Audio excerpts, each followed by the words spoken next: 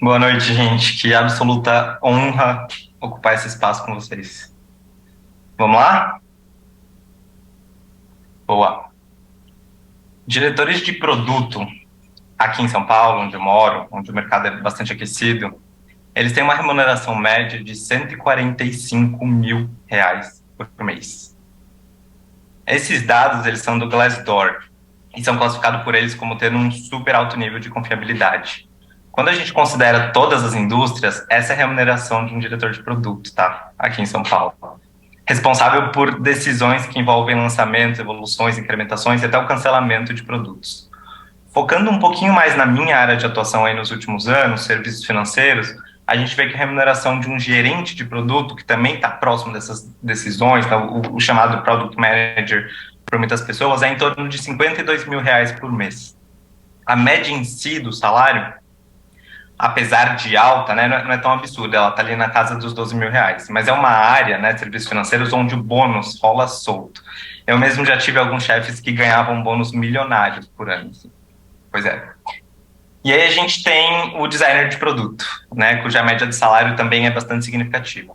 É uma área que está bastante aquecida nos últimos anos, tal, e a gente está falando de uma remuneração base cerca de R$ 8 mil, mas que quando a gente considera aí os bônus, as bonificações, a gente está falando de elevar essa média mensal aí de remuneração para quase R$ 30 mil, tá? É bastante dinheiro.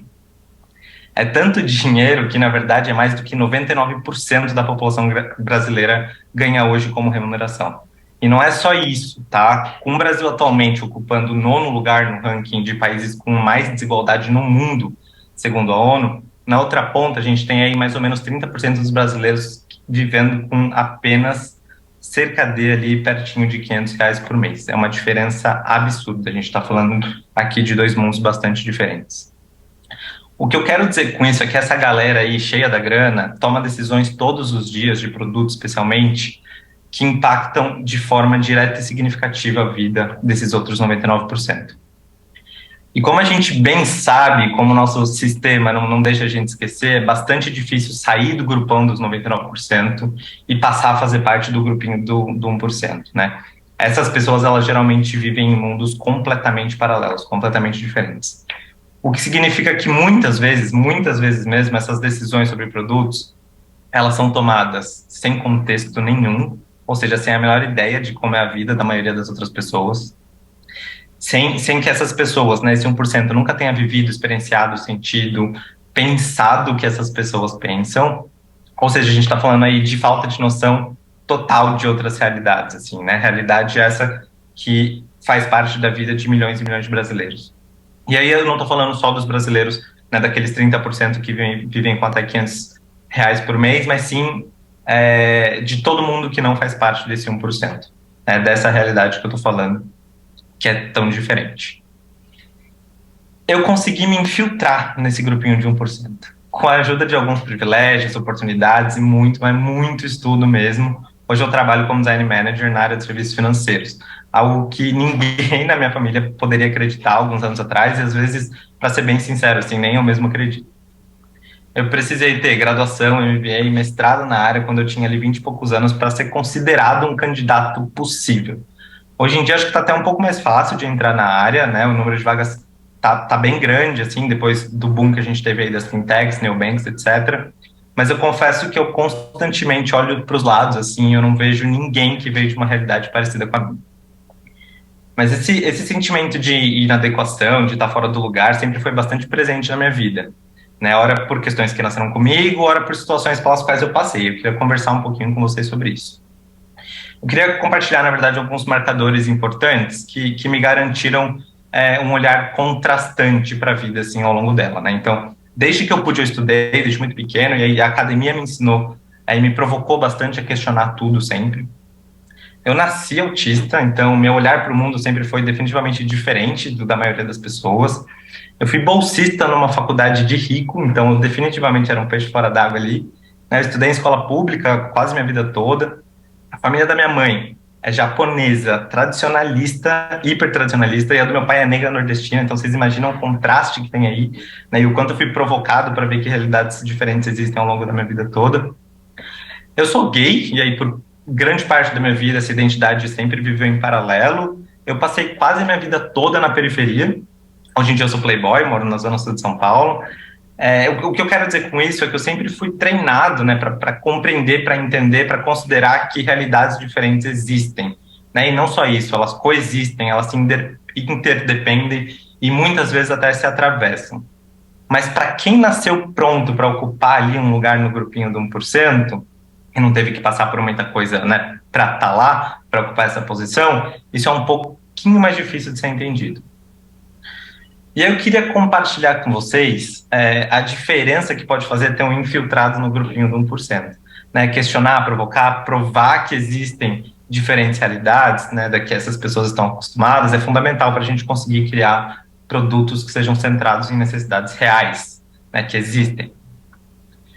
E aí eu queria dar alguns exemplos. Né? Eu participei de um projeto há uns anos, onde estava sendo discutido qual era o limite mínimo que a gente deveria oferecer de cheque especial para as pessoas, né, para clientes, né, de uma instituição de serviços financeiros. Isso estava sob a premissa de que não faria diferença na vida de ninguém se esse limite fosse menor do que R$ 300, ou seja, ou era R$ 300 ou era melhor nem oferecer porque não ia fazer diferença para ninguém. Eu tentei, de primeira, assim, argumentar bastante de que R$ 300 era bastante dinheiro, mas que, com certeza, se a gente oferecesse valores menores, eles iam, sim, ajudar as pessoas a fazer coisas que elas queriam, gostariam, tal. Mas ninguém me deu muita bola. Né? E aí, lá fui eu pesquisar, falar com pessoas que usavam cheque especial, tinham valores diferentes aí de limite, entender casos de uso, entender recorrência, entender a importância desse produto na vida das pessoas. E aí, entre os entrevistados, tinha um cara que usava o limite que ele tinha ganhado do banco de R$ 100 para pagar a faculdade. Todos os meses faltava ali para ele R$ 80, R$ 90 para conseguir pagar a mensalidade da faculdade, e ele usava o cheque especial para conseguir esse fôlego, né, uns dias a mais para correr atrás desse dinheiro e conseguir pagar a mensalidade.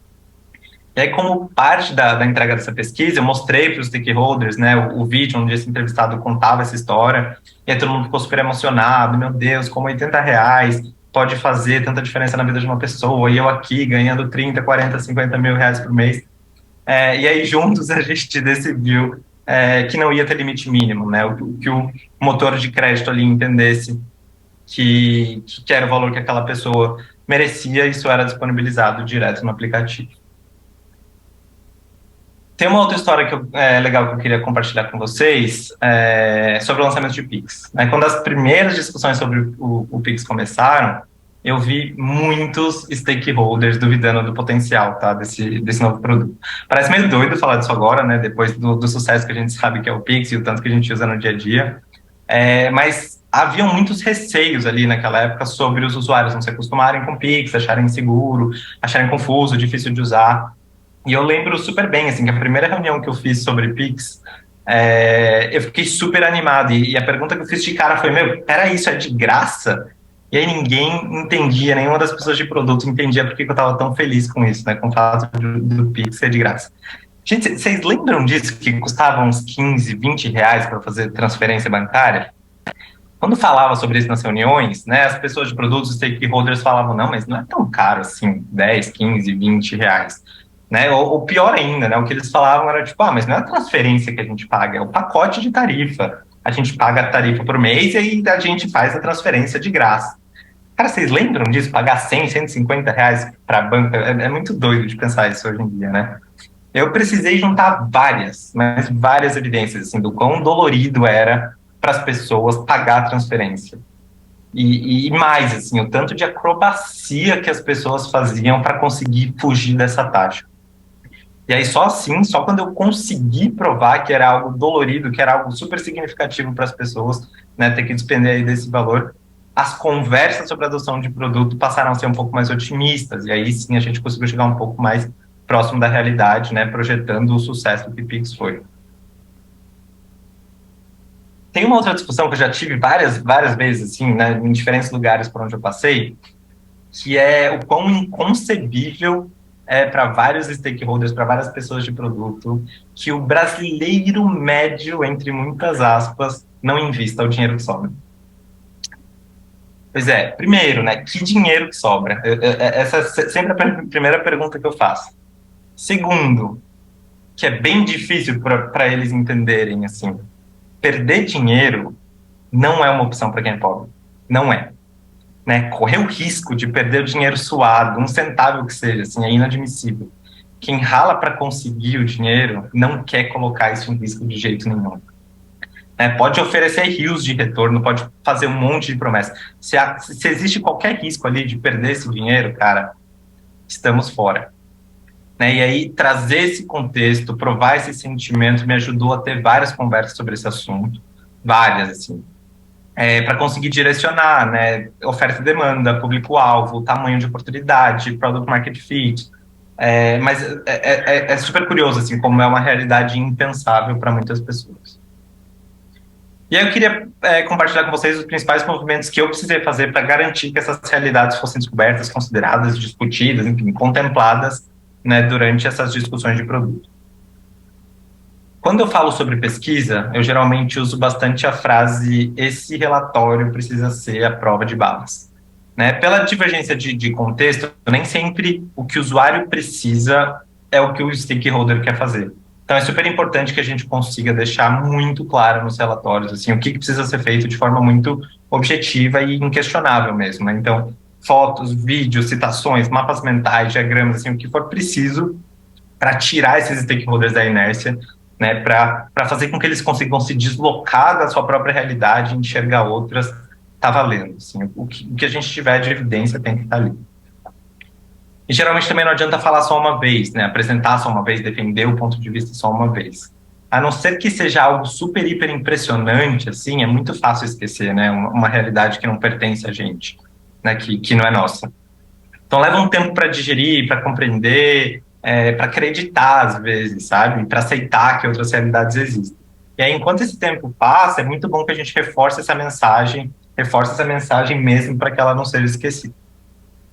Além disso, sozinho a gente faz muito pouco, né? Eu tento sempre identificar aliados aí que vão me ajudar a disseminar essas mensagens, a também agir como advogados, né, dos usuários, para que eles consigam me ajudar a martelar essa ideia na cabeça de outras pessoas. Né? Então, eu tento entender quem que engajou com essas histórias, quem mais tá interessado em propor soluções que realmente façam sentido, e aí eu colo nessas pessoas e peço ajuda para que essa mensagem chegue em mais lugares. Às vezes eu fico me perguntando, assim, qual que teria sido o rumo, né, de algumas conversas, se alguém não tivesse ali divergindo, questionando.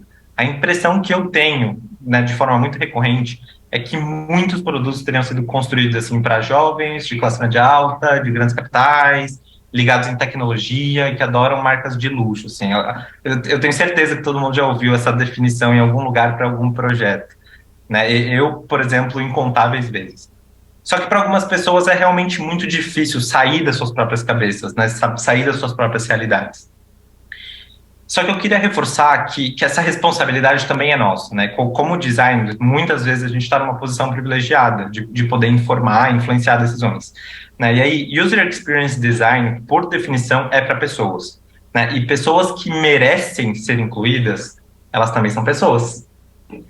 Se não é para elas que a gente está projetando, será que a gente está fazendo um bom trabalho? Obrigado.